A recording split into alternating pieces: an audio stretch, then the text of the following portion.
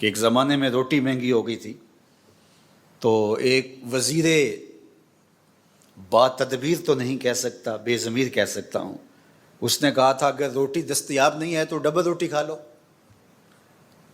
اب جہاں وہ بیٹھے ہیں ان کو کیا پتا کہ جس کو روٹی بھی میسر نہیں ہے اس کو ڈبل روٹی کیسے ملے گی، جس کو سنگل بھی نہیں مل رہی۔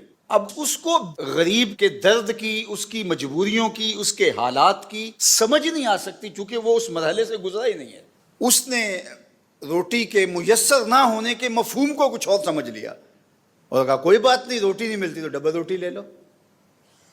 تو وہ کیا سمجھے گا؟ ایک زمانے میں جب ہماری رہائشیں اکٹھی ہوتی تھی، یہ غریب کا گھر تھا ایک گلی میں، ساتھ امیر کا گھر تھا، پھر دو غریبوں کے گھر تھے، پھر ایک امیر کا گھر تھا، 10-15 لوگوں کے گھر تھے ایک گلی کے اندر، 2-3 امیر ہوتے تھے، 8-10 غریب ہوتے تھے، اور 5-6 لوگ متوسط ہوتے تھے، اور یہ ایک چھوٹی سی فیملی بھی ہوتی تھی۔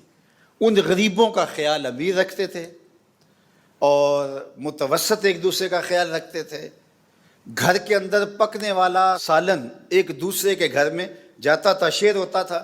حضور نے فرمایا عائشہ ہمسائے کو سالن بھیجو اور اس کو حقیر نہ جاننا، چاہے وہ بکری کا کھر ہی کیوں نہ ہو۔ اور میرے اور آپ کے آقا و مولا نے فرمایا کہ اپنے گوشت کی خوشبو سے غریب ہمسائے کو تکلیف نہ دو، یا تو تھوڑا سا پانی زیادہ ڈال لو اور شوربے کی پیالی ہمسایوں کے گھر بھی بھیج دو۔ اور اگر ایسا نہیں کر سکتے تو ایسے زاویوں اور ایسے وقت کے اندر کھانا پکاؤ کہ غریب کے بچوں تک اس کی خوشبو نہ پہنچ پائے، کہ وہ اگر ضد کر بیٹھا اپنے ماں باپ سے تو ماں باپ اس ضد کو پورا نہیں کر پائیں گے۔ لوگ پھل بھی لاتے تھے، یا تو چھپا کے لاتے تھے اور یا پھر وہ تھوڑا سا پلیٹ میں ڈال کر کے ہمسایوں کے گھر بھی بھیج دیتے تھے۔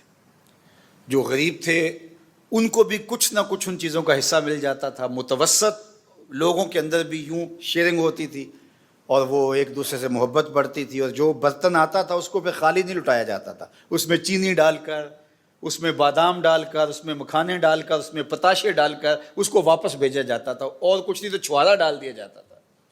یہ اس عمر کے لوگوں نے نہیں دیکھا، ہم نے تو دیکھا ہے، ہم تو اس مرحلے سے گزرے ہیں۔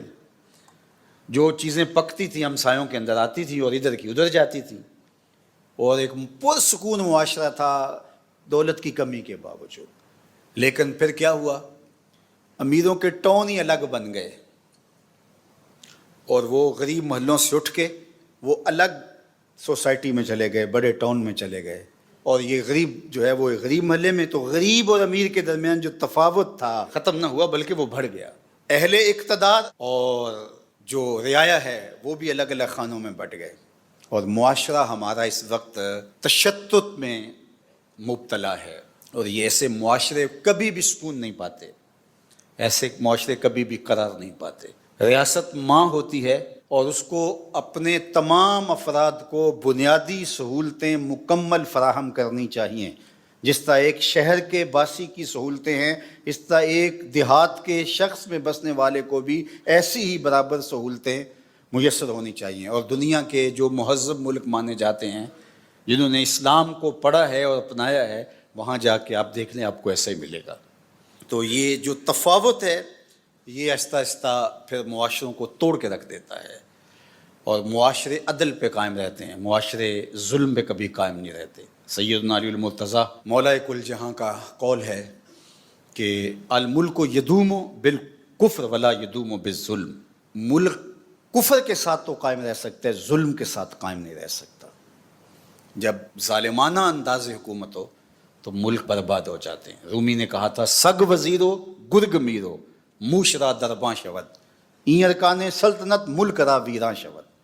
سگ وزیر ہو، کتا وزیر ہو، گرگ میرو اور بھیڑیا بادشاہ ہو، موشرا درباں شود، اور جو چوہا ہے وہ وزیر دفاع ہو۔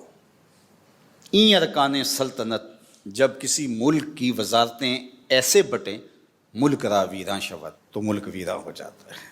ہر شاخ پہ الو بیٹھا ہے، انجام گلستان کیا ہوگا۔ یہ 14 اگست گزرا ہے، اور اس مرتبہ پہلی مرتبہ لوگوں نے برملا کہا کہ ہمیں آزادی منانے کی، جشن منانے کی کوئی ضرورت نہیں، کسی نے پاکستان کے نظریے پہ بات کی، کسی نے جھنڈے پہ بات کی، کسی نے بانیان پاکستان کا مذاق اڑایا، کسی نے کچھ کیا۔ باہر کے کیرا گلی میرا مسوس، فارسی کا ایک ضرب المثل ہے، باہر کے کیرا گلی میرا مسوس۔ اگر گدڑی میں کمبل میں پسو پڑ جائیں تو اس کو جھاڑ کر کے پسو ہٹائے جاتے ہیں، کمبل نہیں جلایا جاتا۔ دانش مند آدمی کبھی بھی کمبل نہیں جلاتا، پسو ہٹاتا ہے۔ اس میں ملک کا کیا قصور ہے، نظری کا کیا قصور ہے؟ یہ جو پسو پڑ گئے ان کو ہٹاؤ۔ لیکن ملک پہ بات ہوئی، اور دوسری جانب جو ذمہ دار ہیں وہ جس بھی منصب پہ ہیں ان کو سوچنا پڑے گا کہ یہ ایسا کیوں ہوا۔ بے وجہ ساری چیزیں نہیں ہوتی، اس کے پیچھے کچھ عوامل ہوتے ہیں جس کے نتیجے کے اندر اس طرح کے ذہن پنپتے ہیں۔ اگرچہ تخریب کار، ملک دشمن، غداران وطن اور دیگر دشمنان اسلام کے اعلیٰ کار بھی موجود ہوتے ہیں، دیدہ نادیدہ بھی استعمال ہوتے ہیں، لیکن جو ریالٹی ہے، جو حقیقت ہے، اس کو بھی تسلیم کرنا پڑے گا۔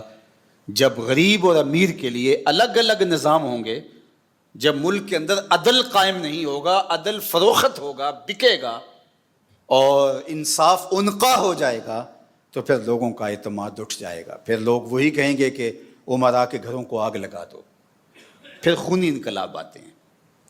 اور اس وقت پاکستان جن مشکل حالات سے گزر رہا ہے، سمجھدار، سنجیدہ اور جو فیصلہ ساز منصبوں پہ بیٹھے ہیں ان کو ضرور ان حالات سے صرف غصہ کھانے کی بجائے انہیں تجزیہ کر کے اس کا جو ہے وہ کوئی قابل عمل حل نکالنا پڑے گا اور لوگوں کی محرومیوں کو دور کرنا پڑے گا۔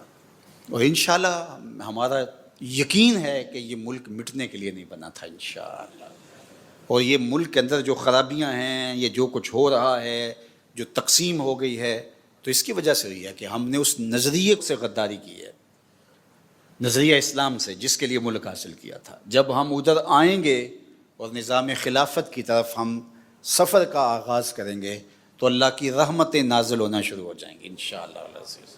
الحمد لولیہ والصلاة والسلام علی نبیہ وآلہ وصحبہ وبارک وسلم۔ قال اللہ تعالی وتبارک فی القرآن المجید والفرقان الحمید فی شان حبیبہ مخبرا وآمرا ان اللہ وملائکتہ یصلون علی النبی یا ایہا الذین آمنوا صلوا علیہ وسلموا تسلیما۔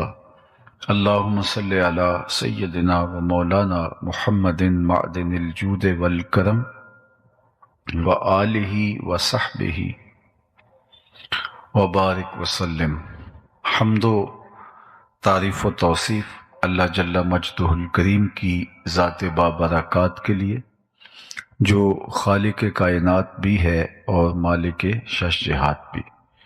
اللہ جل وعلا کی حمد و ثنا کے بعد رسول رحمت، شفیع معظم، نبی محتشم، حضور ختم المرتبت صلی اللہ علیہ وآلہ وسلم کے حضور ناز میں اپنی عقیدتوں، ارادتوں اور محبتوں کا خراج پیش کرنے کے بعد واجب الاحترام، ذوی الاحتشام، عالی مرتبت، ذی وقار علماء کرام، مشائخ عظام، سادات کرام، حضرات سامعین و حاضرین، السلام علیکم ورحمۃ اللہ وبرکاتہ۔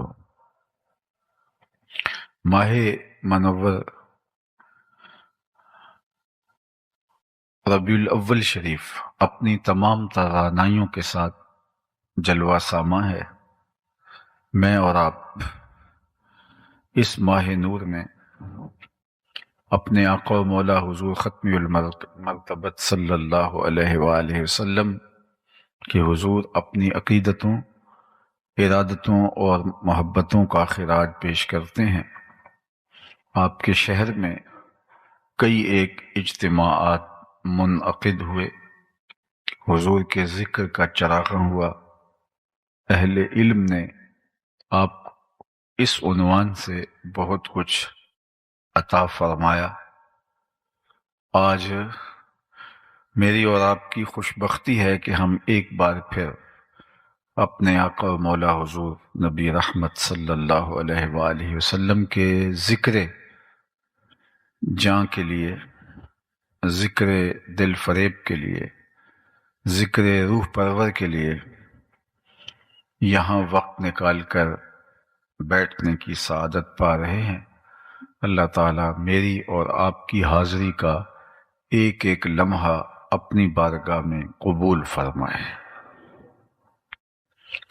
حضور کا تذکرہ رحمت اہل ایمان کے لیے قلبی تسکین، روحانی فرحت اور بشاشت کا سبب اور ذریعہ ہے۔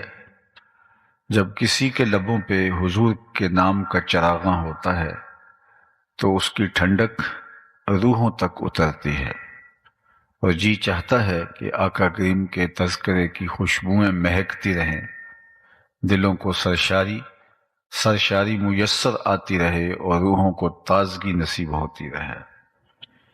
اور یہ ذکر اس مہینے پر موقوف نہیں ہے، ماہ ربیع الاول سے پہلے بھی یہ ذکر جاری تھا، اس مہینے کے بعد بھی یہ ذکر جاری رہے گا، بلکہ یہ ذکر حضور کی آمد سے پہلے بھی جاری تھا اور قیامت تک جاری رہے گا، بلکہ بروز قیامت دنیا حضور کی عظمتوں کو دیکھ رہی ہوگی۔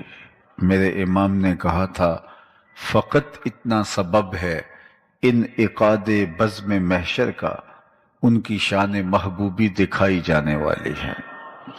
وہ منظر کتنا عالی شان ہوگا جب اللہ کی مخلوق در بدر گھومتی ہوئی واپس آ کے کھڑی ہوگی تو حضور جلوہ گر ہوں گے اور فرمائیں گے آنا لہا، آؤ میں تمہارے لیے ہی آیا ہوں، اور لوگوں کی بخشش و مغفرت کا پروانہ لیے حضور تشریف فرما ہوں گے، اللہ کے حضور سجدہ ریزی کریں گے اور اس امت کی بخشش اور نجات کا ذریعہ بنیں گے۔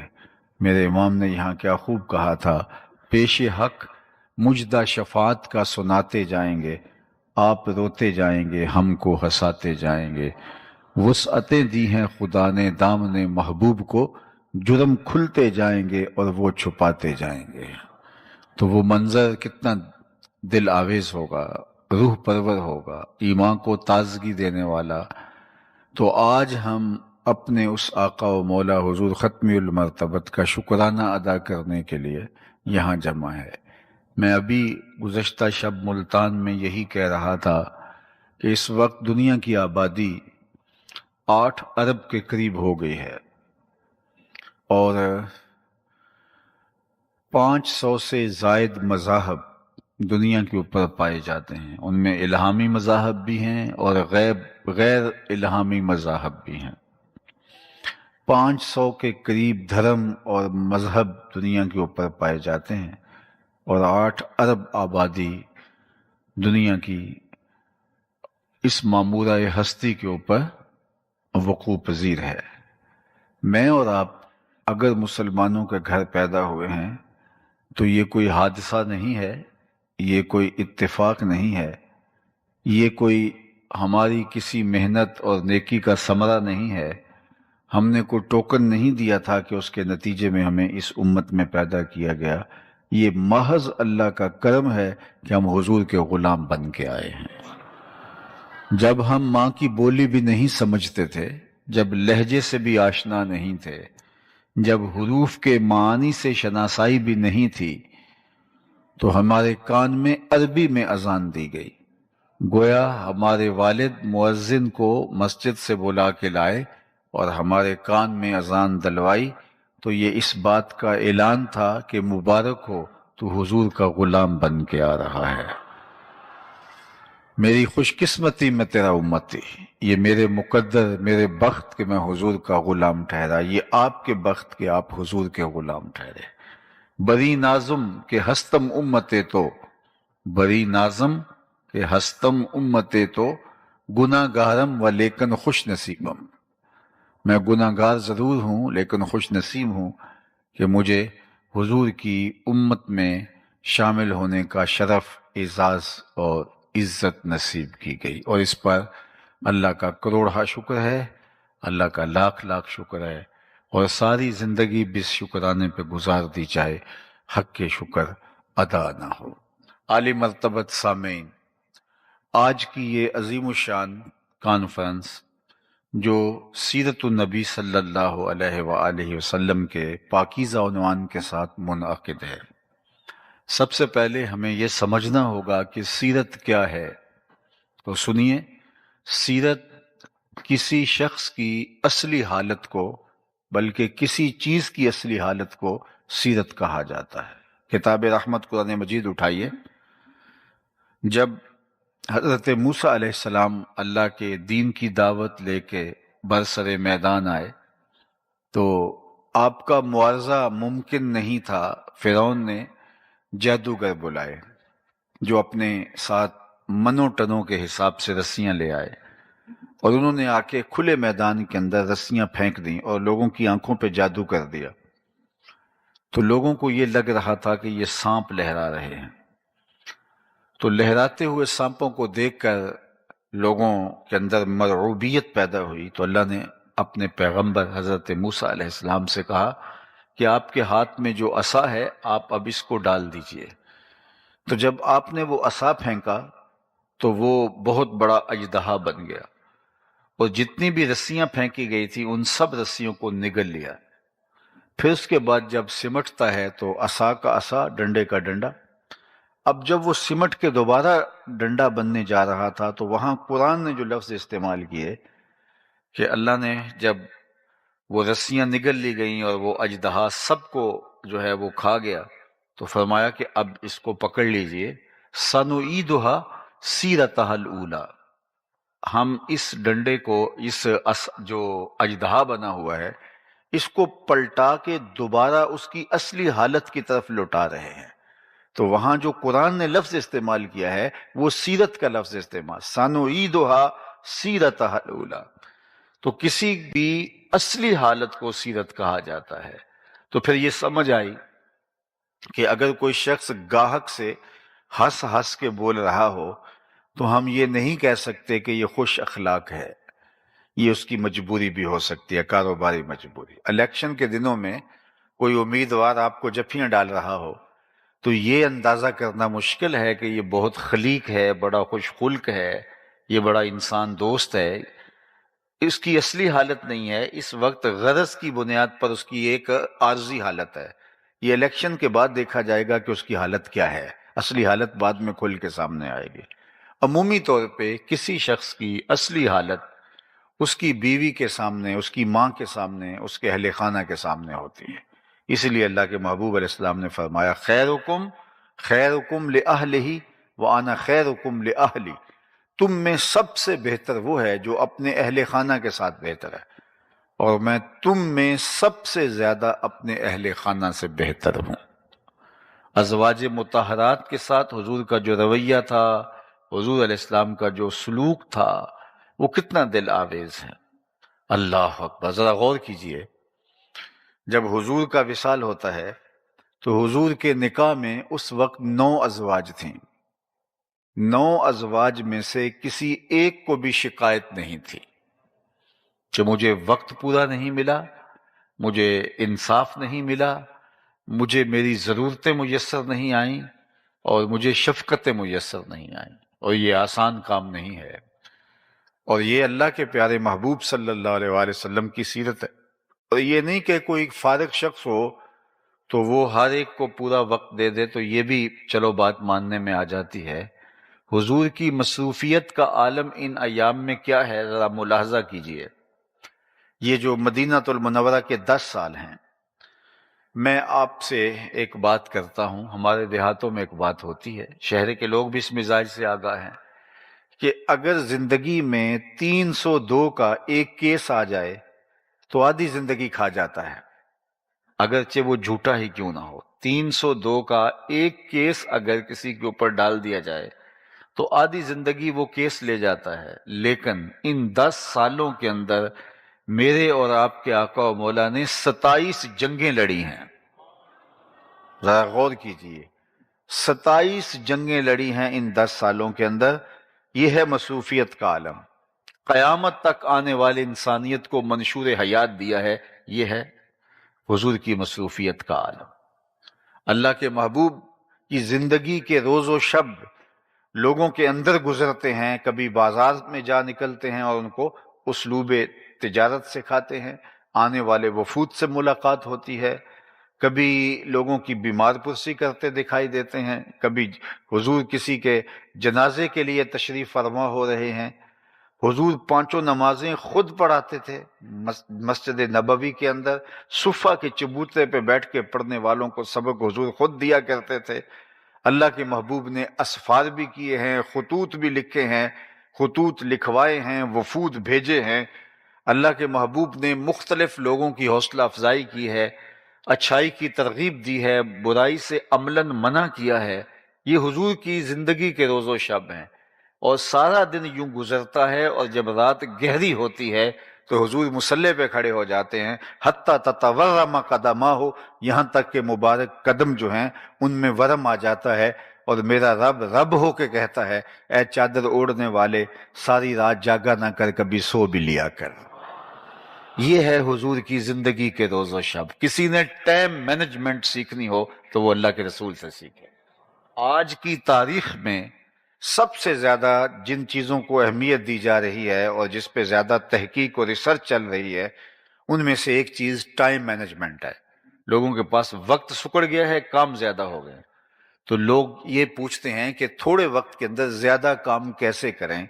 تو اب حضور کی زندگی کے 10 برس دیکھ لیں، 27 جنگیں بھی ہیں، اور لوگوں کو اسلوب زندگی بھی سکھایا۔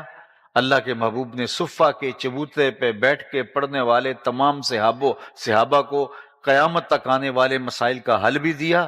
گھر میں ام المومنین کو جو ہے وہ تمام خواتین کے مسائل بھی سکھائے، اور آقا کریم علیہ السلام نے آنے والے وفود سے ملاقات بھی کی، اور 9 ازواج میں سے کسی ایک خاتون کو بھی شکایت نہیں ہے کہ مجھے وقت پورا نہیں ملا ہے۔ اللہ اکبر۔ تو یہ حضور کی زندگی ہے، تو ٹائم مینجمنٹ حضور سے سیکھیں۔ اور آج لوگ کہتے ہیں کہ وقت بچانے کا بہترین طریقہ یہ ہے کہ آپ اپنے ضروری کام خود کریں، اس سے بہت سارا وقت بچتا ہے، اور یہ آپ حضور کی سیرت سے سیکھ سکتے ہیں۔ اللہ کے محبوب علیہ السلام ایک سفر میں ہیں، تو ایک جگہ پہ پڑاؤ کیا، تو کوئی چولہا سیدھا کرنے لگا، کوئی گوشت کاٹنے لگا، کوئی اور ضرورت کے لیے کھانے کی تیاری میں لگ گیا، تو آقا کریم بھی ایک سمت چل دیے۔ تو صحابہ نے کہا، حضور آپ کہاں تشریف لے جا رہے ہیں؟ فرمایا، علیہ جمع الحطب، میں لکڑیاں جمع کر کے لاتا ہوں۔ تو لوگوں نے کہا، حضور ہم خادم ہیں، ہم کس لیے؟ تو فرمایا کہ میں یہ پسند نہیں کرتا کہ لوگ کام کریں اور میں معتبر بن کے بیٹھا رہوں۔ اللہ اکبر۔ ہمارے تو خادم صاحب یہ ٹشو کا ڈبہ بھی پاس لے کے کھڑے ہوتے ہیں کہ ہمارے لیڈر ٹشو بھی خود نکال نہیں پاتے، تو کیا انہوں نے امت سازی کا عمل کرنا ہے؟ جو گلاس میں پانی خود نہ ڈال سکیں، جو ٹشو نہ اٹھا سکیں، تو وہ کس طرح امت سازی کا عمل کریں گے؟ حضور نے فرمایا، علیہ جمع الحطب، میرے اوپر لکڑیاں جمع کرنا ہے، اور حضور لکڑیاں جمع کر کے لائے تاکہ ان کاموں کے اندر میرا بھی برابر کا حصہ ہو۔ غزوہ خندق کے موقع پر آپ جانتے ہیں کہ کیا حال ہوا؟ بھوک کی شدت ہے، اور شدت کی وجہ سے انہوں نے اپنے اپنے پیٹ پہ پتھر باندھے ہوئے تھے، اور جب برداشت سے کام باہر ہونے لگا تو کچھ لوگ حضور کے پاس آئے اور شکایت کی کہ حضور اب تو بھوک کی اتنی شدت ہے، دیکھیے پیٹ کے اوپر پتھر باندھ لیے ہیں، اب تو جو ہے وہ کام نہیں ہو پا رہا۔ تو حضور نے ان کو کوئی تسلی آمیز صرف لفظ دینے کی بجائے اپنے پیٹ سے کپڑا اٹھایا، تو لوگوں نے دیکھا کہ حضور کے پیٹ پہ 2 پتھر بندھے ہوئے تھے۔ اگر ان کے پیٹ پہ 1 پتھر بندھا ہے تو حضور کے بطن اقدس کے اوپر 2 پتھر بندھے ہوئے تھے۔ تو پھر انہوں نے جو جذبہ اور جوش کے ساتھ میدان عمل کے اندر جو ہے وہ کود کے نعرہ لگایا، وہ یہ تھا، نحن الذین بایعوا محمدا، ہم وہ ہیں جن کا پیر یہ ہے، ہم وہ ہیں جن کا مرشد گرامی یہ، ہم وہ ہیں جنہوں نے حضور کے ہاتھ پہ بیعت کی ہے۔ پھر وہ پوری ہمت کے ساتھ، توانائی کے ساتھ میدان عمل میں موجود پائے گئے، اور پھر حالات کے رخ کو پلٹ کے رکھ دیا۔ تو یہ حضور کی سیرت طیبہ ہے۔ حضور اپنے کام خود کرتے تھے، اپنی ضرورتوں کی تکمیل خود کرتے تھے، گھر جاتے تھے تو گھر والوں کے ساتھ حضور علیہ السلام جو ہے وہ کام کاج میں مدد کرواتے تھے۔ آج تو ہماری تاریخ کے اندر کوئی ہی مرد ہوگا جو اپنے اہل خانہ کے ساتھ جا کے ہاتھ بٹاتا ہوگا۔ بعض اوقات ہم میاں بیوی اکٹھے باہر سے کسی سفر سے آ رہے ہوتے ہیں تو طاقتور مرد ہوتا ہے، خاتون کمزور ہوتی ہے، لیکن گھر جا کے مرد جا کے لیٹ جاتا ہے اور عورت کچن میں چلی جاتی ہے، اور مرد کو کبھی خیال نہیں آیا کہ دونوں میں سے کمزور وہ ہے، اور ایک جیسا سفر ہم کاٹ کے ہیں، زیادہ تھکن اس کو آئی ہوگی، لیکن میں اب اس کو مزید کام پہ لگا رہا ہوں اور خود میں لیٹ گیا ہوں اور جو ہے وہ خود استراحت کرنے لگا ہوں۔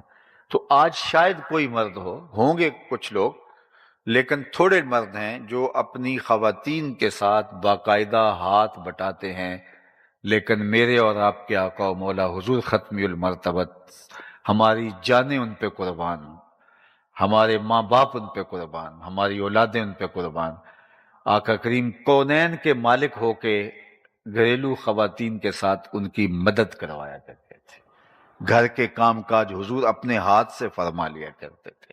یہ حضور کا طریق تھا، یہ حضور کا انداز تھا۔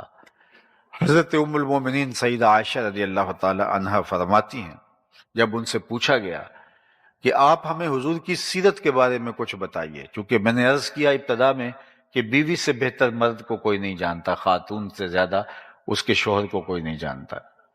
تو حضرت عائشہ سے جب پوچھا گیا کہ آپ حضور کی بہت قربت پائی ہے، آپ بتائیے حضور کی سیرت کیا تھی، تو انہوں نے برجستہ جواب دیا، کانا خلقہ القرآن، اے مخاطب تو نے قرآن نہیں پڑھا؟ حضور کی سیرت دیکھنی ہے تو دیکھ، جو قرآن کہہ رہا ہے وہی حضور کی سیرت ہے۔ قرآن جہاں روکتا ہے وہاں حضور نہیں پائے جاتے، اور جہاں قرآن دیکھنا چاہتا ہے حضور صف اول میں کھڑے نمایاں نظر آ رہے ہیں۔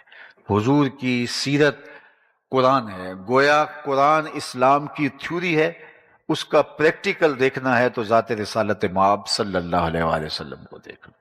اور خواتین کے ساتھ شفقت کا عالم یہ ہے، حضور نے ازواج مطہرات کو لاڈ سے کچھ ناموں سے پکارنے کا مزاج رکھا ہوا تھا۔ ام المومنین کو حضور حمیرہ کہہ کے پکارتے تھے۔ عورت کی، خاتون کی، بیوی کی تھکن اتر جاتی ہے جب مرد اس کو لاڈ سے کسی مخصوص نام سے پکارتا ہے، تو اللہ کے محبوب علیہ السلام حضرت عائشہ رضی اللہ تعالی عنہا کو حمیرہ کہہ کے پکارتے تھے۔ تو فرماتی ہیں کہ ایک دن حضور تشریف لائے تو میرے ہاتھ میں آب خورا تھا، پانی کا پیالہ تھا، اور میں پانی پی رہی تھی، تو جو ہی حضور گھر میں داخل ہوئے اور مجھے پانی پیتے ہوئے دیکھا تو فرمایا، عائشہ تھوڑا سا میرے لیے بھی چھوڑنا۔ تو فرماتی ہیں کہ میں نے پانی چھوڑ دیا، حضور نے میرے ہاتھ سے آب خورا لے لیا اور پھر پانی پینے لگے تو رک گئے، پھر مجھ سے مخاطبت کرتے ہوئے فرمایا، عائشہ ذرا بتانا تم نے ہونٹ کہاں لگائے تھے؟ مجھے یہ بتاؤ، اگر شوہر کا رویہ بیوی کے ساتھ یہ ہوگا تو گھر جنت کا ٹکڑا نہیں بن جائے گا کہ میں وہاں ہونٹ رکھ کے پینا چاہتا ہوں جہاں تم نے لب لگائے تھے، جہاں تم نے ہونٹ لگائے تھے۔ یہ ہے شفقت اللہ کے محبوب صلی اللہ علیہ وآلہ وسلم کی۔ ام المومنین سیدہ عائشہ رضی اللہ تعالیٰ عنہ فرماتی ہیں کہ حضرت خدیجہ الکبریٰ رضی اللہ تعالیٰ عنہ کے وصال کے بعد اللہ کے محبوب علیہ السلام ان کا ذکر کرتے، ان کے لیے جانور ذبح کرتے اور گوشت کے ٹکڑے ان کی سہیلیوں کے گھروں میں بھیجتے۔ تو ایک دن مجھ سے نہ رہا گیا تو میں نے کہہ دیا، چونکہ میرا ان سے جو رشتہ تھا، میں نے کہا، حضور اللہ نے آپ کو بہتر ازواج عطا کر دی، آپ اس خاتون کا ذکر نہیں چھوڑتے بڑھاپے کی وجہ سے جس کے ہونٹوں کے گوشے رنگ بدل گئے تھے۔ تو آقا کریم علیہ السلام نے فرمایا، عائشہ مجھے خدیجہ کے بارے تکلیف نہ دینا، جب پورے مکے نے میرا انکار کیا تھا اس نے میرا اقرار کیا تھا، اور فرمایا میں اس کو کبھی نہیں، اس کا ذکر کبھی نہیں چھوڑ سکتا۔ فرماتے ہیں پھر اس کے بعد میں نے کبھی بات نہیں کی۔ تو یہ تھا حضور کا خلق، یہ تھا حضور کا کردار اور ازواج کے ساتھ حضور کا رویہ۔ بلکہ حضرت خدیجہ الکبریٰ رضی اللہ تعالی عنہا سے ہی حضور کی سیرت سن لیجئے، اور یہ اعلان نبوت سے قبل کی سیرت ہے جو ام المومنین بیان کر رہی ہیں۔ جب پہلی وحی نازل ہوئی حضور کے قلب اطہر پر، تو قرآن تو پہاڑوں پہ بھی نازل ہوتا تو وہ بھی ریزہ ریزہ ہو جاتے، یہ تو حضور کا دل تھا، قلب اطہر تھا جو سہار گیا اس وحی کو۔ لیکن اس کا ایک احساس تھا جو حضور پا رہے تھے، اور حضور کو سردی کی فیلنگ آ رہی تھی۔ تو پہلی وحی کے بعد جب حضور گھر آئے تو فرمایا یا خدیجہ زملونی، مجھے چادر اوڑا دو، مجھے سردی لگ رہی ہے، اور فرمایا مجھے اندیشہ جاں ہے۔ وہ ایک کیفیت تھی حضور کے اوپر۔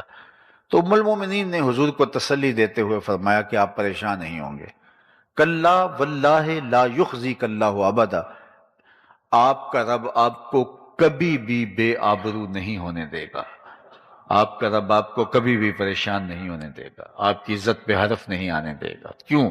ذرا سنیے، یہ حضور کی سیرت ہے جو برجستہ ام المومنین نے بیان کی ہے۔ حضور آج نبوت کا بتا رہے ہیں، آج پہلی وحی نازل ہو رہی ہے، لیکن ام المومنین حضور کا کردار بتا رہی ہیں۔ کلا واللہ لا یخزیک اللہ ابدا انک لتصل الرحم وتحمل الکلہ وتکسب المعدوم وتقری الضیف وتصدق الحدیث وتعین علی نوائب الحق۔ یہ ام المومنین کے لفظ ہیں کہ آپ کا رب آپ کو کبھی بھی تنہا نہیں چھوڑے گا، پریشان نہیں ہونے دے گا، آپ کی آبرو پہ حرف نہیں آنے دے گا۔ کیوں؟ انک لتصل الرحم، آپ صلہ رحمی کرتے ہیں، رشتہ داروں کے ساتھ سلوک اچھا کرتے ہیں۔ اللہ اکبر! جو یہ چاہے کہ اس کی عمر میں برکت ہو اور اس کے رزق میں برکت ہو، وہ رشتہ داروں کے ساتھ سلوک اچھا کرے گا۔ رشتہ داروں کے ساتھ اچھا سلوک کرنے سے رزق میں برکت پیدا ہوتی ہے اور عمر میں اضافہ ہوتا ہے۔ بعض لوگ کہتے ہیں ہم تو اچھا کرتے ہیں لیکن وہ اچھا نہیں کرتے تو پھر ہم بھی پیچھے ہٹ گئے ہیں، کوئی ایک قدم پیچھے ہٹے گا تو ہم 10 قدم پیچھے ہٹیں گے، تو یہ تو کوئی کمال نہ ہوا۔ اگر کسی نے اچھا سلوک کیا، اس کے بدلے میں ہم نے آگے سے اچھا سلوک کیا، تو یہ تو کوئی بڑی بات نہیں ہے، یہ تو کوئی بھی کرے تو اس کے ساتھ اچھا سلوک کیا جاتا ہے۔ کوئی برا سلوک کرے پھر بھی اچھائی کرنا اس کے ساتھ کمال یہ ہے۔ یہ ہے آپ کا اور میرا حوصلہ کہ ہم اس کے ساتھ کیا سلوک کرتے ہیں، رشتہ داروں کے کھردرے رویے کے باوجود، ان کے نامناسب سلوک کے باوجود ان کے ساتھ اچھا سلوک کرنا۔ آپ اگر مجھے پوچھیں بہترین صدقہ کون سا ہے، تو بہترین صدقے کی مختلف صورتیں ہیں، ان میں سے ایک صورت بہترین صدقے کی یہ ہے، افضل ترین جو صدقات ہیں ان میں سے ایک صورت یہ ہے کہ نادار ناراض رشتہ دار کو صدقہ دیا جائے۔ یعنی آپ کا رشتہ دار جو آپ کا مخالف ہے، کسی وجہ سے کمزور ہو گیا، تو اس کو جو صدقہ دیا جائے گا، اس کی جو مدد کی جائے گی، وہ افضل صدقوں میں شمار ہوگی۔ کیوں؟ اس لیے کہ نفس اس کا طالب نہیں ہوگا، اور نفس کبھی اس کو پسند نہیں کرے گا کہ یہ تو ساری زندگی ہمیں توڑنے میں لگا رہا، آج اگر یہ کمزور ہوا ہے تو اس کو اور دبا دیا جائے۔ تو وہ صدقہ نفس اس کی مخالفت کرے گا، اور نفس کی مخالفت کے باوجود غریب رشتہ دار کو جو نادار ہو گیا ہے، ضرورت مند ہو گیا ہے، اس کو کھڑا کرنا، وہ گر گیا ہے اس کو اٹھانا، اس کی ضرورت کو پورا کرنا، یہ افضل صدقات میں سے صدقہ قرار دیا گیا ہے۔ تو آئیے میں اور آپ رشتہ داروں کے ساتھ اچھا سلوک کر کے حضور علیہ الصلوۃ والسلام کی سیرت اپنی زندگی کا حصہ بنائیں۔ مجھے بتائیے، آپ کی برادری نے، قریش کے لوگوں نے آپ کے ساتھ مکے میں کیا سلوک کیا تھا؟ اس قدر عجیب سلوک کیا کہ اللہ کے محبوب علیہ السلام کو شہر مکہ چھوڑنا پڑا اور مدینہ المنورہ کی جانب ہجرت فرما گئے۔ وہ اپنے گھر کا کوڑا لا کے حضور کے گھر کے سامنے ڈال دیتے۔ عقبہ بن ابی معیط نے حضور کے گلے میں کپڑا ڈال کے تو دیے۔ حضور سجدہ ریز تھے تو حضور کے اوپر اوجریاں ڈالی گئیں۔ کیا کیا اذیتیں حضور کو نہیں پہنچائی گئیں۔ لیکن آج سن 8 ہجری کو اللہ کے محبوب فاتح بن کے دوبارہ مکے آتے ہیں، تو یہ سارے سرداران قریش یہ تھر تھر کانپ رہے تھے اور انہیں لگتا تھا آج گردنیں اتریں گی۔ تو آقا کریم نے سب کو بلایا اور بلا کے کہا کہ بتاؤ میں تمہارے ساتھ کیا سلوک کروں۔ تو ان کو یہ تھا گردنیں اتریں گی، لیکن یہ لجاجت سے کہنے لگے آپ کریم باپ کے کریم بیٹے ہیں، ہم آپ سے خیر کی توقع رکھتے ہیں۔ اور انہیں یہ تھا کہ چلو گردنیں اترنے سے بچ جائیں، شہر بدر تو کیا ہی جائے گا، ہمیں شہر سے تو نکال ہی دیا جائے گا، لیکن کم از کم جان بخشی ہو جائے۔ لیکن ان کی آنکھیں پھٹی کی پھٹی رہ گئیں، اور ان کی حیرانی کی انتہا نہ رہی جب انہوں نے کہا آپ کریم باپ کے کریم بیٹے ہیں، ہم آپ سے خیر کی توقع رکھتے ہیں، تو آقا کریم نے فرمایا اذهبوا انتم الطلقاء، جاؤ تم سب آزاد ہو، آج میں تم سے وہی کہوں گا جو میرے بھائی یوسف نے اپنے بھائیوں سے کہا تھا، علیکم الیوم، آج تم سے کوئی مواخذہ نہیں ہوگا۔ وہ جان کے دشمن، اللہ اکبر، جنہوں نے حضور کو اذیتیں پہنچائی تھی صرف چند ایک کے علاوہ، اور وہ بھی انتہائی بدترین لوگ تھے جن کے قتل کا حضور نے حکم دیا، باقی سب لوگوں کو حضور نے معاف فرما دیا۔ یہ تھا حضور کا سلوک، یہ تھا حضور کا رویہ، یہ تھا حضور کا طرز معاشرت۔ میں اور آپ اپنے آپ کو نرم دل بنائیں، اپنے دلوں کے اندر ایک دوسرے کے لیے رقت پیدا کریں، نرمی پیدا کریں۔ ہر وقت جو ہے وہ غصے میں بھرے رہنا، ہر وقت تلے رہنا لڑنے پر، یہ کوئی بڑی بات نہیں ہے۔ حضور علیہ السلام کی سیرت کا جو عکس ہمارے سامنے آتا ہے وہ شفقتوں کا ہے، محبتوں کا ہے، وہ صلہ رحمی کا ہے، حسن سلوک کا ہے۔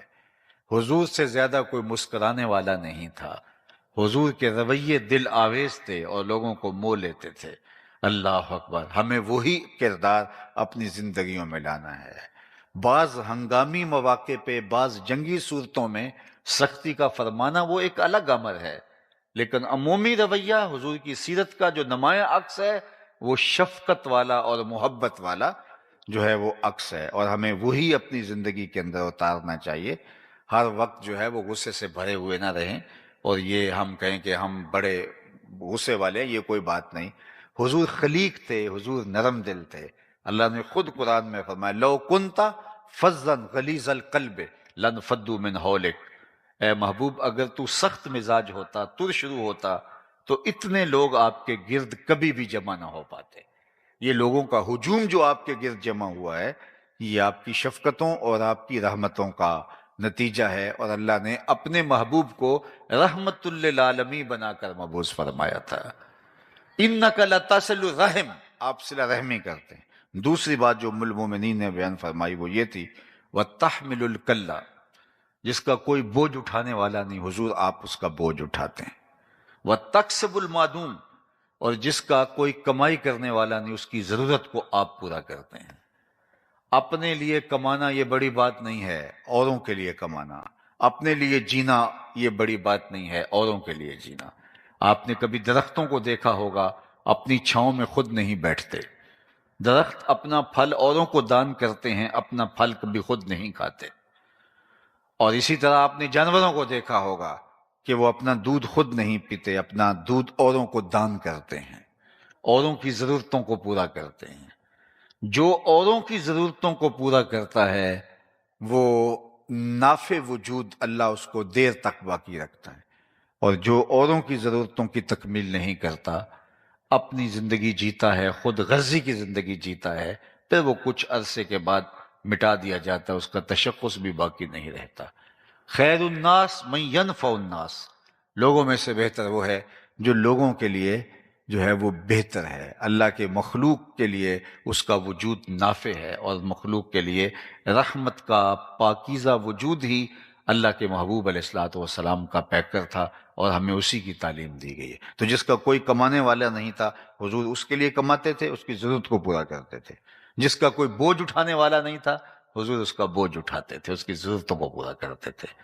چوتھا وصف حضور کا بیان فرمایا وَتَقْرِ الضَّيْفَ، آپ اونچے درجے کے مہمان نواز ہیں۔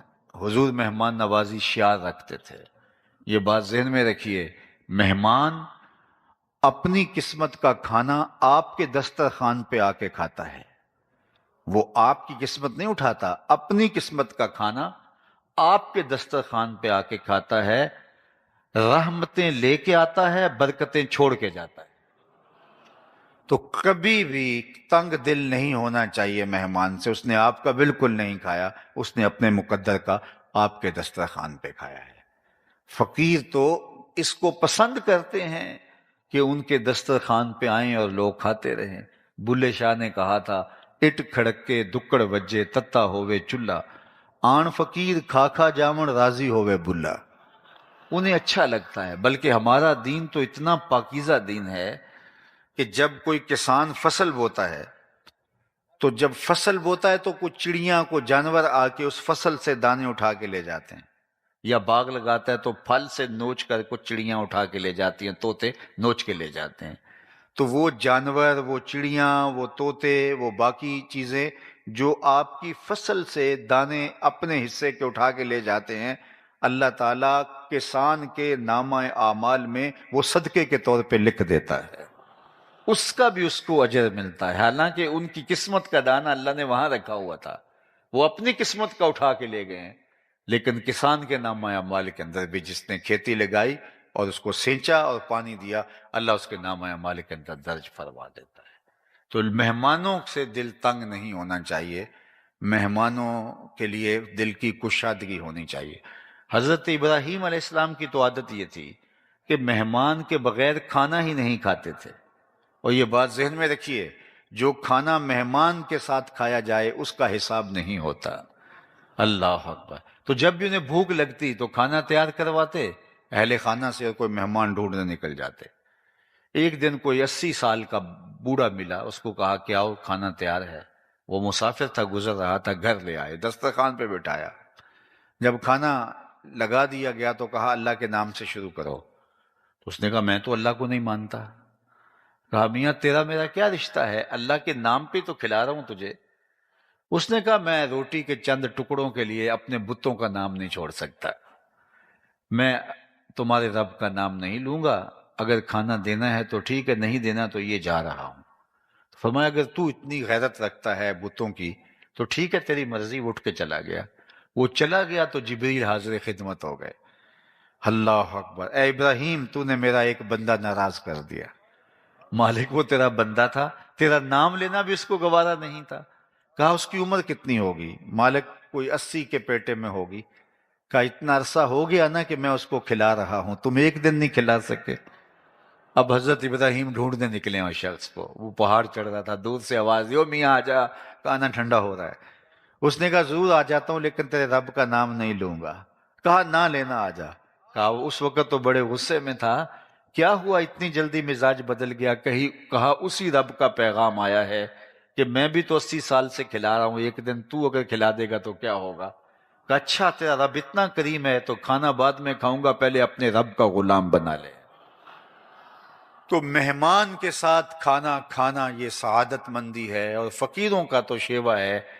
حضرت سیدنا الشیخ عبد القادر الجیلانی علیہ رحمہ و رضوان، حضور غوث اعظم علیہ رحمہ فرماتے ہیں آدھا فقر بھوکوں کو کھانا کھلانا اور برہنہ بدن لوگوں کو لباس پہنانا ہے، باقی سارے کا سارا آدھا بنتا ہے۔ باقی آپ کی ریاضتیں، آپ کی عبادتیں، آپ کی چلا کشیاں، آپ کے اوراد، وظائف، اشغال، باقی جو کچھ بھی ہے وہ آدھا فقر بنتا ہے۔ آدھی فقیری بھوکوں کو کھانا کھلانا اور برہنہ بدن لوگوں کو لباس پہنانا ہے۔ تو فرمایا کہ وَتَقْرِ الضَّيْفَ، حضور آپ لوگوں کو کھانا کھلاتے ہیں، ضرورت مندوں کی ضرورت کو پورا کرتے ہیں، آپ کا رب آپ کو کبھی بھی تنہا نہیں چھوڑے گا، پریشان نہیں ہونے دے گا۔ پھر اس کے بعد جو چوتھی چیز، پانچویں چیز بیان کی ام المومنین نے، وہ یہ تھی وَتَصْدُقُ الْحَدِيث، آپ نے زندگی میں کبھی جھوٹ نہیں بولا۔ یہ میرے حضور کی سیرت ہے اور اس سیرت کو ہمیں سیکھنے کی ضرورت ہے۔ آج حضور کی امت جو قدم قدم پہ جھوٹ بول رہی ہے، اس کو کس طرح زیبا ہے کہ وہ جھوٹ بولے۔ ہمارے آقا و مولا تو وہ تھے کہ جن کو کافر بھی صادق اور امین کہہ کے پکارتے تھے، اور ہم بات بات پہ جھوٹ بولیں اور حضور کی امت ہونے کا دعویٰ کریں تو ہم پھر کھڑے کہاں ہیں؟ آج ہمارا تاجر کہتا ہے جناب اگر جھوٹ نہ بولیں تو سودا نہیں بکتا، تو میں کہتا ہوں جاپان والے کیسے بیچ لیتے ہیں؟ پوری دنیا کے اوپر ان کا سودا آنکھیں بند کر کے لوگ لے رہے ہیں۔ انہوں نے جھوٹ سنا ہی نہیں ہے، وہ جھوٹ سے آشنا ہی نہیں ہے، چونکہ ان کی ماں نے بتایا، ان کے باپ نے بتایا کہ سچ ہی بولنا ہے۔ یار ہمیں تو ہمارے نبی نے بتایا تھا کہ سچ بولنا ہے۔ ہمارے نبی کو کافر بھی صادق اور امین کہہ کے پکارتے تھے۔ حضور علیہ السلام سے پوچھا گیا کہ مسلمان بزدل ہو سکتا ہے؟ فرمایا نہیں، بہادر ہوتا ہے، لیکن ہو سکتا ہے کبھی بزدلی کر بھی جائے، کبھی کوئی ایسا مرحلہ آ جائے، بشری تو ہے۔ پھر پوچھا گیا مومن بخیل ہو سکتا ہے؟ کہا نہیں، سخی ہوتا ہے۔ لیکن ہو سکتا ہے کبھی بخل کر جائے، آخر بشری تو ہے۔ پھر تیسرا سوال ہوا کہ مومن جھوٹا ہو سکتا ہے؟ فرمایا جھوٹا نہیں ہو سکتا، یہ طے ہے کہ مومن ہو اور جھوٹا ہو یہ نہیں ہو سکتا۔ مومن سچا ہوتا ہے، سچائی کے ساتھ کھڑا ہوتا ہے، اور آپ جھوٹ بول کے فائدہ بھی حاصل کر لیں، کسی کو دھوکہ دینے میں کامیاب بھی ہو جائیں، کسی کا مال ہتھیانے میں کامیاب بھی ہو جائیں، کسی مشکل سے بچ بھی جائیں، لیکن دل میں اطمینان نہیں ہوگا، اور سچ بول کے پھنس بھی جائیں، سچ بول کے نقصان بھی کر لیں، سچ بول کے گھاٹا بھی کھا لیں، پھر بھی آپ کا دل مطمئن ہوگا۔ الصدق طمانینہ والکذب ریبہ، سچ طمانیت قلب کا سبب ہے، اور جھوٹ جو ہے وہ پریشانی کا، ٹینشن کا، اذیت کا سبب ہے۔ بے چینی ختم نہیں ہوگی جھوٹے شخص کی۔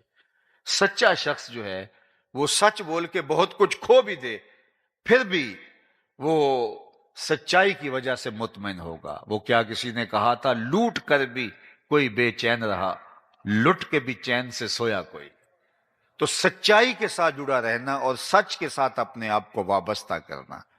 ایک روایت میں آتا ہے کہ جب کوئی شخص جھوٹ بولتا ہے تو اس کے منہ سے بدبو نکلتی ہے، جو عام لوگ تو محسوس نہیں کر پاتے، لیکن اللہ کے نورانی فرشتے جو ہر مومن کے حصے کی رحمت لے کے اس کو دینے آ رہے ہوتے ہیں، وہ حساس فرشتے 1 میل پیچھے ہٹ جاتے ہیں۔ اللہ اکبر! جو ہمارے حصے کی ڈلیوری لے کے رحمت کا پارسل ہمارے گھروں میں دینے آ رہے ہوتے ہیں، وہ اتنے حساس ہوتے ہیں کہ کسی گھر سے جھوٹ کی بدبو نکلے تو وہ 1 میل پیچھے چلے جاتے ہیں۔ مجھے بتاؤ، جس گھر میں باپ بھی جھوٹ بولے، ماں بھی جھوٹ بولے، بیٹیاں بھی جھوٹ بولے، بیٹے بھی جھوٹ بولے، وہاں تو بدبو کے ببوکے اٹھ رہے ہوں گے۔ اتنی عفونت پھیلی ہوگی کہ فرشتے تو دور شہر سے باہر کھڑے ہوں گے، گاؤں سے باہر کھڑے ہوں گے۔ اب رحمت کا پارسل ہمارے نام کا ان کے پاس ہے، آگے اتنا تعفن پھیلا ہوا ہے کہ وہ آ نہیں رہے، اور ہم موقع بھی نہیں دے رہے۔ ابھی پہلے جھوٹ کی عفونت ختم نہیں ہوئی ہوتی کہ دوسرا جھوٹ بول رہے ہوتے ہیں۔ تو وہ رحمت والے فرشتے باہر کھڑے ہیں۔ اب ہمارے گھر میں بے برکتی ہوئی، رحمت چونکہ وصول نہیں کر پا رہے، اور بے برکتیاں ہی بے برکتیاں، نحوستے ہی نحوستے۔ تو چند دن کے بعد ہم نے سمجھا کسی نے تعویذ ڈال دیے، کسی نے جادو کر دیا، کسی نے ٹونا کر دیا، تو اب بھاگے عاملوں کے پاس۔ تو کوئی 100 میں سے بلکہ 1000 میں سے کوئی ایک آدھ عامل ہوگا جو کسی خیر کے منصب پہ بیٹھا ہوگا، باقی تو آپ کو پتہ ہی ہے کہ عامل تو پہلے ہی ٹھیا لگا کے اسی کام کے لیے بیٹھے ہیں۔ اس نے کہا تو وقت پہ آ گیا، ورنہ تعویذ چل جانے تھے، اور اب اتنے اتوار آنا پڑے گا، اتنے منگل آنا پڑے گا، اتنے بدھ آنا پڑے گا۔ اور ایسے ایسے عامل میں جانتا ہوں کہ جو اتنے منحوس ہیں کہ وضو کیا انہیں غسل کا طریقہ بھی نہیں آتا، اور وہاں شریف گھروں کی خواتین جا کے ان کے سامنے بیٹھی ہوتی ہیں۔ صرف کیا ہے کہ گھر کی نحوست ختم ہو جائے۔ میاں، گھر کی نحوست یہ ختم نہیں کرے گا، گھر کی نحوست سچائی ختم کرے گی۔ وہ رحمت کے پارسل ڈھیر لگے ہوئے ہیں باہر، اور فرشتے اندر نہیں آ پا رہے، وہ ہمارے حصے کی رحمت تھی، ہمیں دے نہیں پا رہے۔ اس عفونت کو صاف ختم کرو اور گھر کو پاکیزہ کرو۔ جس گھر میں قرآن کھلتا ہوگا اس گھر میں رحمتیں اتریں گی، جس گھر میں مصلے بچتے ہوں گے اس گھر میں رحمتیں اتریں گی، جس گھر میں درود پڑھا جاتا ہوگا اس گھر میں رحمتیں اتریں گی، اور جس گھر میں جھوٹ ہوگا، مکر ہوگا، فریب ہوں گے، دھوکہ دہی ہوگی، تو پھر آپس میں لڑائیاں، غلط فہمیاں، فساد، بے برکتی، رزق آتا ہے کثرت کے ساتھ، جانے کا پتہ نہیں چلتا، بیماریاں، اور ایسی بیماریاں جو لا علاج ہیں، مصیبتیں، ٹینشن، عجیب قسم کی چیزیں اس گھر کا گھیرا کر لیں گی اس جھوٹ کی وجہ سے۔ تو آئیے میں اور آپ اپنی زندگی کو جو ہے وہ سچ کے ساتھ جوڑیں۔ ہمارے آقا و مولا حضور ختمی المرتبت صادق بھی تھے اور میرے حضور امین بھی تھے۔ امین ایسے کہ حضور کے گھر کا جب گھراؤ کیا ہوا ہے، ذرا دیکھو تو صحیح، کائنات میں کوئی ایسی کوئی مثال ہی نہیں ملتی۔ حضور کے گھر کا گھراؤ کیا ہجرت کی رات، کفار نے حضور کو شہید کرنے کا منصوبہ تیار کیا، سارے قبائل کے لوگ خنجر، بالے، برچیاں اور تلواریں لیے حضور کے گھر کا گھیراؤ کر رہے ہیں، اور اللہ کے محبوب حضرت علی کو اپنے بستر پہ لٹا کے کہتے ہیں، علی تم میرے بستر پہ لیٹ جاؤ، صبح ان کی امانتیں دے کے واپس آنا۔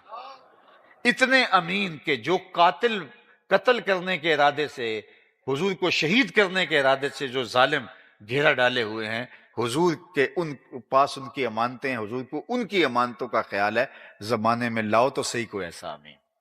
اللہ اکبر۔ جب جبل صفا پہ چڑھ کے حضور نے اسلام کی پہلی دعوت دی، جب حکم ہوا وَأَنذِرْ عَشِيرَتَكَ الْأَقْرَبِينَ، حضور قریبی لوگوں کو آپ دین کی دعوت دے، تو آقا کریم نے قریبی لوگوں کو بلایا اور جبل صفا پہ اکٹھا کیا، اور پھر کہا کہ لوگوں، اگر میں کہوں کہ پہاڑ کی دوسری جانب سے ایک لشکر آ رہا ہے جو تمہیں تاخت و تاراج کر دے گا، تو کیا میری بات مان لو گے؟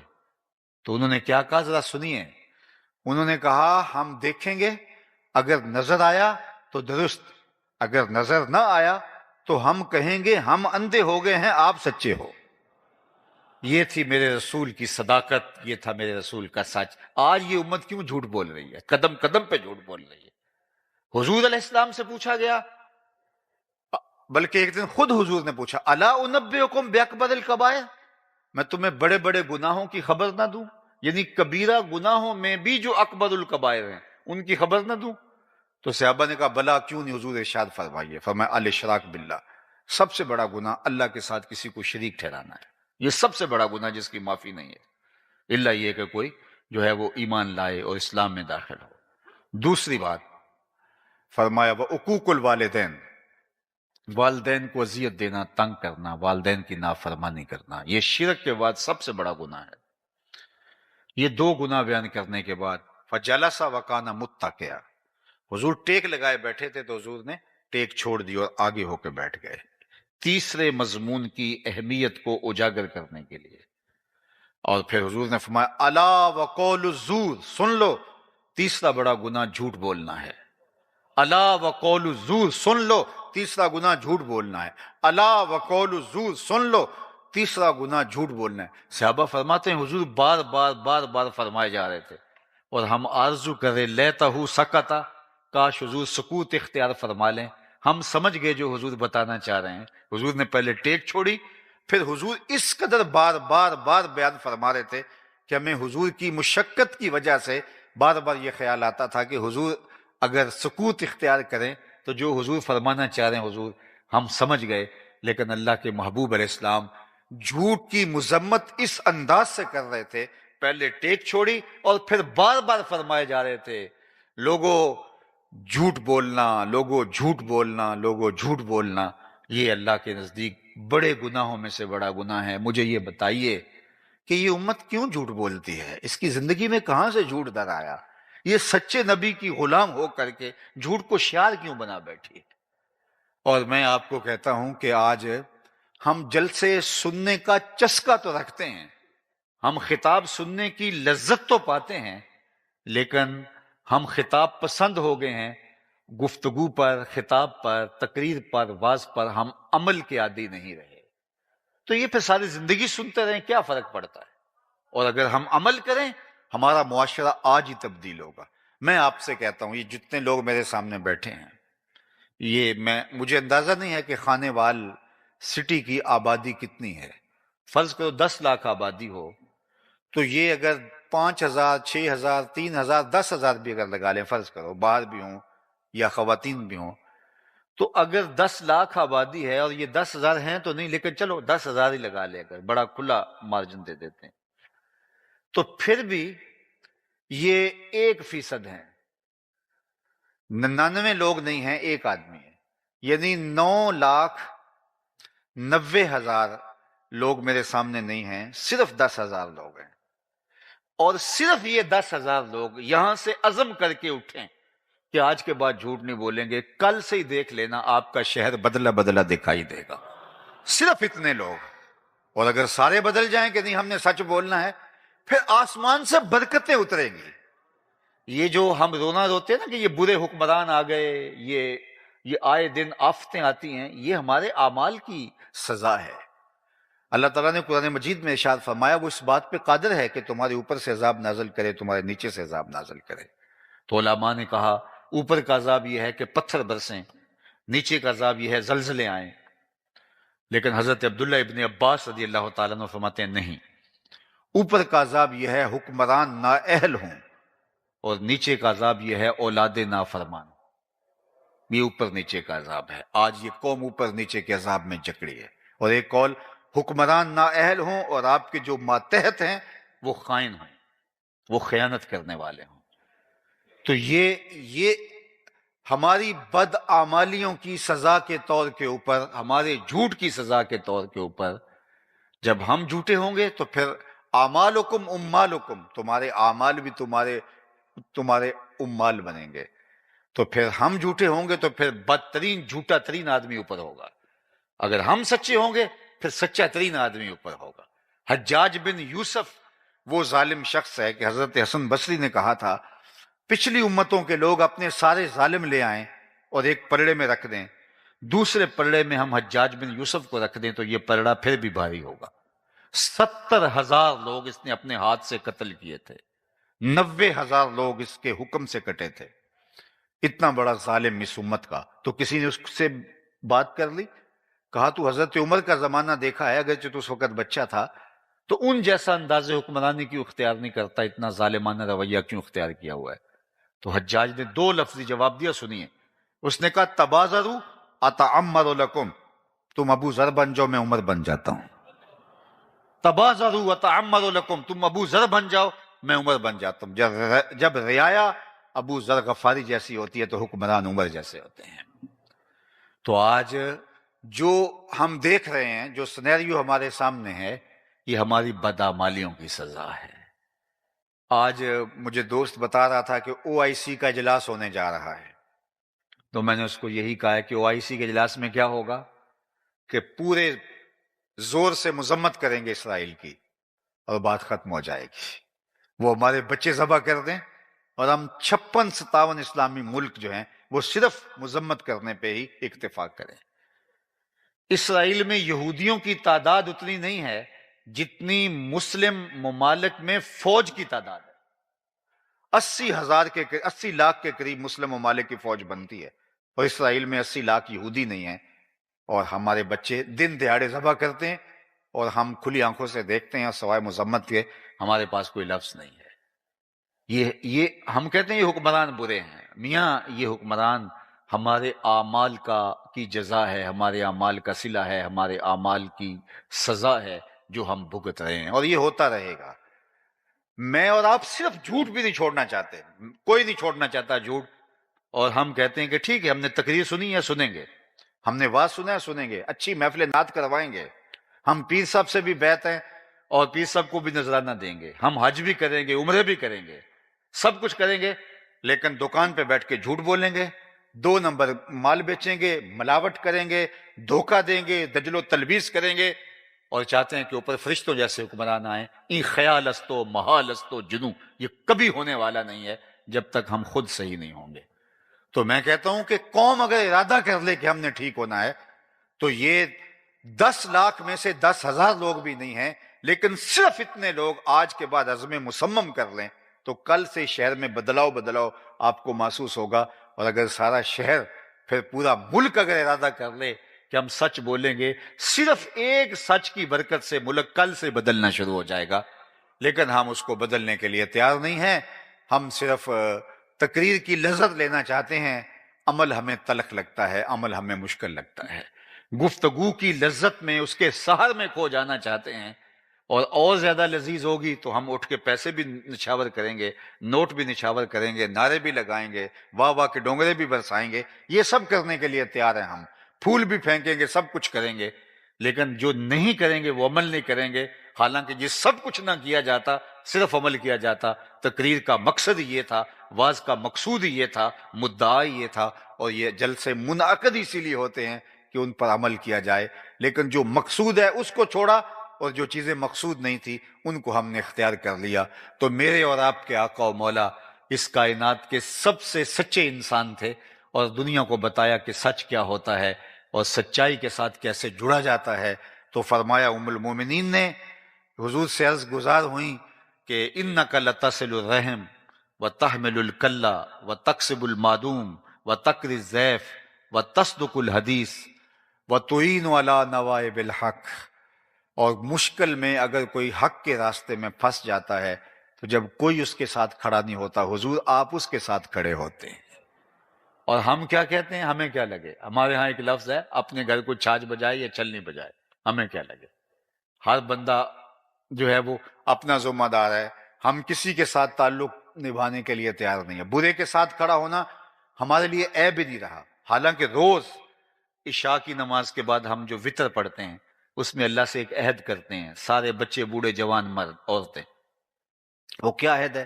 وَنَخْلَعُ وَنَتْرُكُ مَن يَفْجُرُكَ، اے اللہ جو تیرے حکموں کا باغی ہوگا ہمارا اس سے کوئی تعلق نہیں ہوگا۔ وَنَخْلَعُ وَنَتْرُكُ، ہم چھوڑ دیں گے اس شخص کو جو تیرے حکموں کو توڑتا ہوگا، تیرے قانون کی بغاوت کرتا ہوگا، ہمارا اس سے کوئی تعلق نہیں۔ لیکن یہ ہم صرف زبان سے کہتے ہیں، ہمارا عمل اس کی مطابقت میں نہیں ہے۔ تو عالی مرتبت سامعین، مجھے اور آپ کو حضور کی سیرت کے دائرے میں اپنی زندگی گزارنی ہے، اور یہ محبت کی علامت ہے کہ حضور کے بتائے ہوئے طریقے کے مطابق محبت کا ثبوت، میں ان جھنڈیوں کا مخالف نہیں ہوں، یہ ضرور آپ گلیوں میں لگائیں، لیکن صرف گلیوں میں نہ لگائیں، حضور کے نام کی جھنڈی دل کے ایک ایک پرت پہ بھی لگائیں۔ صرف بنیروں پہ ہی چراغاں نہ کریں، بلکہ کوئی دیا لے کے دل کی اندھیر نگری میں بھی آئیں، یہاں بھی بہت اندھیرا ہے، یہاں بھی کوئی دیا روشن کریں۔ صرف گلیوں کو صاف نہ کریں کہ یہاں سے جلوس نے گزرنا ہے، کوئی جھاڑو لے کے دل کی گلیوں میں بھی آئیں، یہاں حسد کے، حقد کے، بغض کے، کینے کے، نفرتوں کے ڈھیر پڑے ہوئے ہیں، اور کوئی جھاڑو لے کے دل نگر کو بھی صاف کریں۔ جب دل کی گلیاں صاف ہو جائیں گی تو آپ نگاہ جھکائیں گے، مدینے کی گلی دکھائی دے گی۔ ہم نے صرف جو ہے وہ اپنے ظاہر کو، پیکنگ کو زور دیا، لیکن جو اندر تھا وہ میاں صاحب نے لکھا ہے کہ شیشے اتے کٹا جمیا کنداں چاڑی جاندے، شیشے اتے کٹا جمیا کنداں چاڑی جاندے، جلداں نوے سانب کے رکھ دے ورکے پھاڑی جاندے۔ تو پیکنگ پہ زور نہیں، بلکہ اس کے جو اندر ہے اس پہ زور دینا ہے اور اپنے اندر کو بدلنا ہے۔ اللہ ہمیں حضور کی سیرت پر عمل پیرا ہونے کی توفیق نصیب فرمائے، اپنی خاص عنایتیں ہم سب کا مقسوم کریں۔ 2 نومبر کو